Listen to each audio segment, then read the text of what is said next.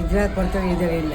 ಹಂಗ ಅಂದ್ರೆ ಕಾಯ್ಬೇಕಾ ಮಕ್ಕಳಿಗೆಲ್ಲ ಆಗೋವರೆಗೂ? ಇಲ್ಲ, ತೀರೋಯ್ತು ಅಂತಾರೆ. ಸಿಕ್ಕರೆ ಕೊಡ್ತಾರೆ, ಅವರೇ ಕರೆದು ಕೊಡ್ತಾರೆ. ಇಲ್ಲ ಅಂದ್ರೆ ಇಲ್ಲ. ಯಾಕೆ ಹುಷಾರಿಲ್ವಾ ಏನು? ಚೆನ್ನಾಗಿದ್ದೀರಾ? ಅವ್ರಿಗೆ ಏನಾದ್ರು ಕೊಡೋಣ ಅಂತ ಅವ್ರು ನನಗೆ ಸಿಕ್ಕಾಗೆಲ್ಲ ಏನಾದ್ರು ಕೊಡಿಸ್ತೀನಿ. ಇವಾಗ ಬಾಳೆಹಣ್ಣು ತಂದೆ 1.5 kg ಬಾಳೆಹಣ್ಣಿದೆ, ತಿನ್ನಿ. ನನ್ನ ಯಾವಾಗ್ಲಾದ್ರೂ ಎಲ್ಲಾದ್ರೂ ನೋಡಿದ್ರೆ ಕೇಳಿ, ನಾನು ಏನಾದ್ರು ತಂದು ಕೊಡ್ತೀನಿ, ನಿಮಗೆ ಕೊಡಿಸ್ತೀನಿ ಆಯ್ತಾ? ನಾನು ಎಲ್ಲಾದ್ರೂ ಕಂಡ್ರೆ ಸಿಕ್ಕರೆ ಕೇಳಿ, ಏನಾದ್ರು ಕೊಡ್ತೀನಿ. ಸಿಗೋಣವಾ ಅಲ್ಲಿ ಅಥವಾ ಎಲ್ಲಾದ್ರೂ ನಾನು ಕಂಡಾಗೆಲ್ಲ ಕೇಳಿ.